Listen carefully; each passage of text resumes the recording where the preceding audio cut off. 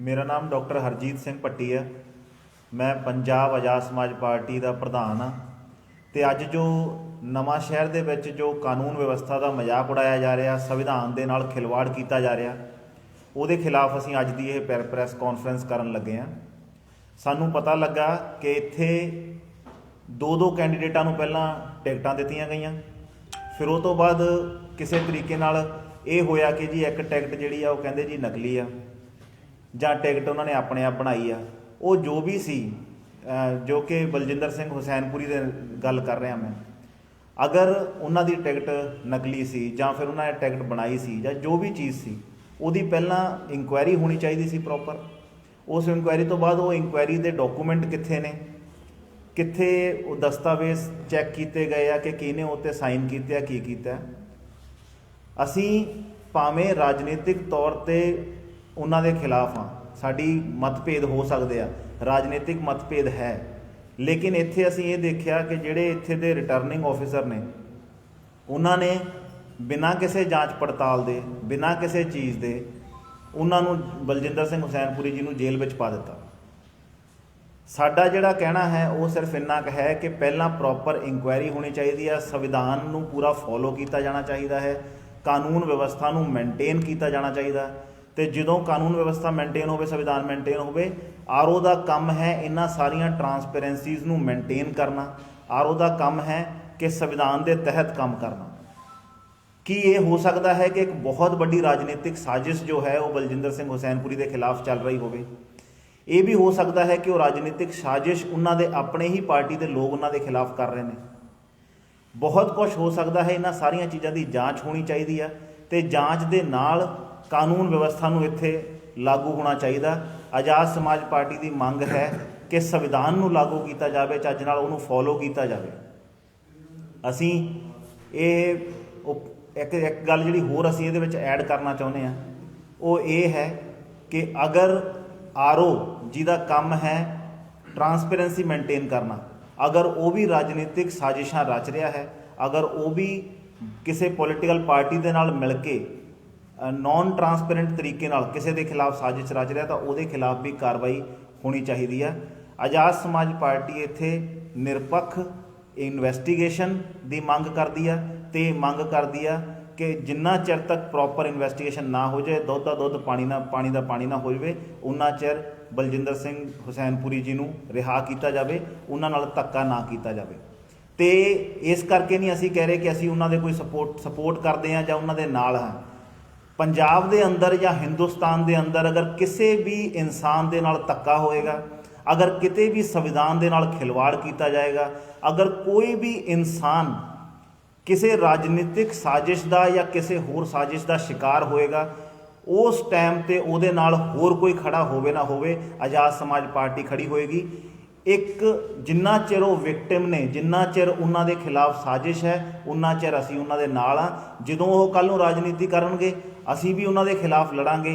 उन्हां दे नाल राजनीतिक मतभेद हो सकते हैं, लेकिन अज क्योंकि उन्हां दे खिलाफ साजिश रची जा रही है, अज उन्हां नूं साजिश का शिकार बनाया जा रहा, इस करके असीं अज ये मंग करते हैं कि निरपक्ष जांच होवे, ते जांच होने तो बाद जो भी रीयल कल्प्रेट है, जिहड़ा सही, जिहड़ा जिन्हें असली विच साजिश की है, उहदे खिलाफ एक्शन होवे, ताकि देश में कानून व्यवस्था लागू होवे, नवें शहर दे विच कानून व्यवस्था लागू होवे, नवें शहर में संविधान सब तो उत्ते मन्निया जाए। यही आज़ाद समाज पार्टी की मंग है। ਤੁਹਾਨੂੰ क्यों लगता कि ਜਿਹੜੇ बलजिंदर सिंह हुसैनपुरी है वो राजनीति का शिकार हो गए? इस करके लगता सानू, क्योंकि देखो जी, अगर बाय चांस उन्होंने कोले जिहड़ा डॉकूमेंट है वो भी पुराने राजनीतिक आदमी हैं, अगर उन्होंने ये तो है नहीं कि उन्होंने पहली बार टिकट देखी है, उन्होंने कोले अगर कोई टिकट आई है तो उन्होंने अगर वो कहते हैं जी भी ये टिकट उन्होंने जो लगता भी ये असली है, वो आरओ कोले गए, ये आरओ का काम सीगा ਉਹਦੇ ਵਿੱਚ फाइंड आउट करना कि किते इन्हां दे खिलाफ कोई साजिश तो नहीं हो रही। सर शहर में एक भी चर्चा है कि जो टिकट नकली सी, जिवें हुण बाद च गल्लां बाहर निकले कि फॉर्जरी कीती है जी, फ्रॉड है, तो केवाईसी ते किवें चढ़ गई उन्हां दा जिहड़ा डाटा है? जी जी नहीं, इस चीज़ को किवें देखदे तुसीं? ਅਸੀਂ इस चीज़ ਨੂੰ ਇਸੇ तरीके ਨਾਲ देख रहे हैं कि जी उन्हां दे अंदर दे ही बंदे राजनीतिक तौर पर उन्होंने खत्म करना चाहते हैं, तो उन्होंने खिलाफ एक बहुत बड़ी साजिश चल रही है। वो उन्हों का इंटरनल मैटर है, ਉਹਦੇ ਲਈ ਪੁਲਿਸ ਵਿਵਸਥਾ ਹੈ, ਕਾਨੂੰਨ ਵਿਵਸਥਾ ਹੈ, ਸੰਵਿਧਾਨ ਦੀ ਵਿਵਸਥਾ ਹੈ, ਹਰ ਚੀਜ਼ ਹੈ। ਲੇਕਿਨ ਉਹਨੂੰ ਲਾਗੂ ਕੌਣ ਕਰੇਗਾ? ਅਗਰ ਆਰਓ ਜਿਹੜਾ ਰਿਟਰਨਿੰਗ ਆਫਿਸਰ ਜਿਹਦਾ ਕੰਮ ਹੀ ਹੈ ਇਹ ਸਭ ਕੁਝ ਚੈੱਕ ਕਰਨਾ ਕਿ ਕਿੱਥੇ ਗਲਤ ਹੋ ਰਿਹਾ ਕਿੱਥੇ ਨਹੀਂ, ਉੱਥੇ ਅਗਰ ਕੋਈ ਸਾਜ਼ਿਸ਼ ਦਾ ਸ਼ਿਕਾਰ ਹੈ ਉਹ ਉਹਨੂੰ ਹੀ ਚੱਕ ਕੇ ਜੇਲ੍ਹ 'ਚ ਪਾ ਦੂਗਾ ਬਿਨਾਂ ਕਿਸੇ ਇਨਕੁਆਇਰੀ ਤੋਂ, ਤਾਂ ਇਹ ਵੀ ਆਪਣੇ ਆਪ ਵਿੱਚ ਇੱਕ ਇਨਕੁਆਇਰੀ ਦਾ ਮੈਟਰ ਹੈ। ਇਹ ਇੱਕ ਬਹੁਤ ਵੱਡਾ ਮੈਟਰ ਹੈ, ਬਹੁਤ ਵੱਡਾ ਖਿਲਵਾੜ ਹੋ ਰਿਹਾ ਹੈ ਨਵੇਂ ਸ਼ਹਿਰ ਦੇ ਵਿੱਚ। ਇਹਦੇ ਲਈ ਸਭ ਨੂੰ ਮਿਲ ਕੇ ਆਵਾਜ਼ ਉਠਾਉਣ ਦੀ ਲੋੜ ਹੈ ਤੇ ਇਹਦੇ ਵਿੱਚ ਜਦੋਂ ਵੀ ਕਿਸੇ ਨਾਲ ਧੱਕਾ ਹੋਏਗਾ ਆਜ਼ਾਦ ਸਮਾਜ ਪਾਰਟੀ ਹਮੇਸ਼ਾ ਆਵਾਜ਼ ਚੱਕੇਗੀ। ਅਸੀਂ ਉਹਨਾਂ ਨੂੰ ਨਿਆਂ ਦਿਵਾਵਾਂਗੇ, ਨਿਆਂ ਦਿਵਾਉਣ ਤੋਂ ਬਾਅਦ ਚਾਹੇ ਉਹਨਾਂ ਦੇ ਖਿਲਾਫ ਹੀ ਅਸੀਂ ਇਲੈਕਸ਼ਨ ਵੀ ਲੜਾਂਗੇ। ਦੇਖੋ ਬਲਜਿੰਦਰ ਸਿੰਘ ਹੁਸੈਨਪੁਰੀ ਇੱਕ NRI ਵੀ ਔਰ NRIਆਂ ਦੇ ਦਸਵੰਧ ਦੇ ਸਿਰ ਤੇ ਜਿਹੜਾ ਪੰਜਾਬ ਚੱਲਦਾ, ਜੇ ਆਪਾਂ ਧਿਆਨ ਮਾਰੀਏ ਕਿਉਂਕਿ ਅੰਦੋਲਨ ਵਿੱਚ ਵੀ NRIਆਂ ਨੇ ਸਪੋਰਟ ਕੀਤੀ ਆ। ਹੁਣ ਜੇ ਇੱਕ NRI ਜਿਵੇਂ ਤੁਸੀਂ ਕਹਿ ਰਹੇ ਹੋ ਕਿ ਤੁਸੀਂ ਮੰਨਦੇ ਹੋ ਕੋਈ ਬੇਕਸੂਰ ਹੈ, ਤੁਸੀਂ ਮੰਨਦੇ ਹੋ, ਆਪਾਂ ਇਹ ਨਹੀਂ ਕਹਿ ਰਹੇ ਕਿ ਨਹੀਂ, ਮੈਂ ਨਹੀਂ ਕਹਿੰਦਾ ਕਿ ਉਹ ਬੇਕਸੂਰ ਨੇ। ਮੈਂ ਸਿਰਫ ਇਹ ਕਹਿਣਾ ਕਿ ਬਿਨਾਂ ਕਿਸੇ ਇਨਕੁਆਇਰੀ ਤੋਂ, ਬਿਨਾਂ ਕਿਸੇ ਇਨਵੈਸਟੀਗੇਸ਼ਨ ਤੋਂ ਸਿਰਫ ਇੱਕ ਇਨਸਾਨ ਨੂੰ ਸ਼ੱਕ ਦੀ ਬਿਨਾਂ ਤੇ ਜੇਲ੍ਹ ਵਿੱਚ ਪਾ ਦੇਣਾ ਇਹ ਗਲਤ ਹੈ।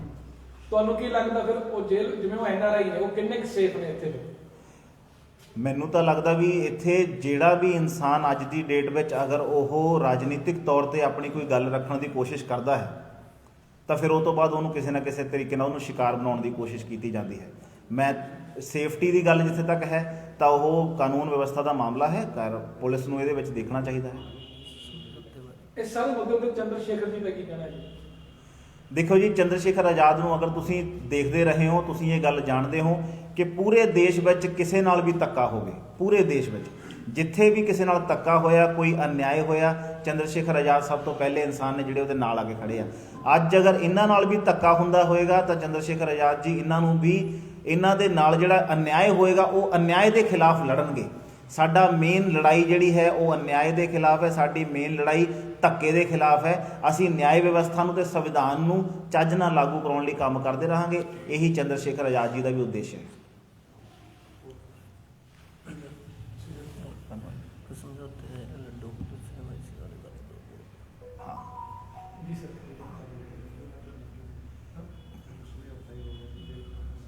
ਨਾਲੇ ਸਭ ਤੋਂ ਵੱਡੀ ਗੱਲ ਜਿਹੜੀ ਇੱਕ ਹੋਰ ਇੰਪੋਰਟੈਂਟ ਚੀਜ਼ ਹੈ ਉਹ ਇਹ ਹੈ ਕਿ ਜਦੋਂ ਸਮਝੌਤਾ ਹੋ ਗਿਆ ਸੀ, ਜਦੋਂ ਆਪਸ ਵਿੱਚ ਸਾਰੀ ਰਜਾਮੰਦੀ ਹੋ ਗਈ, ਪਹਿਲਾਂ ਤਾਂ ਜਿਹੜੇ ਪ੍ਰਧਾਨ ਨੇ ਪੰਜਾਬ ਦੇ BSP ਦੇ ਉਹਨਾਂ ਨੇ ਕੁਝ ਹੋਰ ਬੋਲ ਸੀਗੇ, ਲੇਕਿਨ ਬਾਅਦ ਦੇ ਵਿੱਚ ਜਦੋਂ ਆਪਸ ਵਿੱਚ ਸਮਝੌਤਾ ਹੋ ਗਿਆ, ਜਦੋਂ ਸਾਰਾ ਰਾਜੀ ਖੁਸ਼ੀ ਸਭ ਕੁਝ ਹੋ ਗਿਆ ਸੀ, ਉਹਦੇ ਬਾਵਜੂਦ ਫਿਰ ਕੀ ਐਸੀ ਮਜਬੂਰੀ ਹੋ ਗਈ ਕਿ ਇਹਨਾਂ ਨੂੰ ਚੱਕ ਕੇ ਜੇਲ੍ਹ ਵਿੱਚ ਪਾਉਣਾ ਪਿਆ।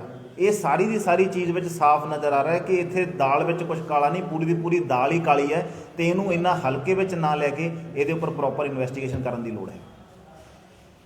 ਧੰਨਵਾਦ। ਜੇਕਰ ਆਉਣ ਵਾਲੇ ਦਿਨਾਂ ਦੇ ਵਿੱਚ ਕੋਈ ਵੱਡਾ ਸੰਘਰਸ਼ ਵਿੱਢਿਆ ਜਾਂਦਾ ਹੈ ਜੇ ਬਲਜਿੰਦਰ ਸਿੰਘ ਹੁਸੈਨਪੁਰ ਦੇ ਹੱਕ ਦੇ ਵਿੱਚ, ਤਾਂ ਕੀ ਚੰਦਰ ਸ਼ੇਖਰ ਆਜ਼ਾਦ ਇੱਥੇ ਨਵੇਂ ਸ਼ਹਿਰ 'ਚ ਆਉਣਗੇ? ਜੇ ਬਲਜਿੰਦਰ ਸਿੰਘ ਹੁਸੈਨਪੁਰੀ ਜੀ ਦੇ ਖਿਲਾਫ ਧੱਕਾ ਇੱਦਾਂ ਹੀ ਚੱਲਦਾ ਰਿਹਾ, ਅਨਿਆਏ ਇੱਦਾਂ ਹੀ ਹੁੰਦਾ ਰਿਹਾ, ਤੇ ਸਭ ਤੋਂ ਪਹਿਲਾਂ ਉਹਨਾਂ ਦੇ ਸਪੋਰਟ ਦੇ ਵਿੱਚ ਜਾਂ ਉਹਨਾਂ ਨੂੰ ਨਿਆਂ ਦਿਵਾਉਣ ਦੇ ਲਈ ਸਭ ਤੋਂ ਅੱਗੇ ਆਜ਼ਾਦ ਸਮਾਜ ਪਾਰਟੀ ਖੜੀ ਰਹੇਗੀ।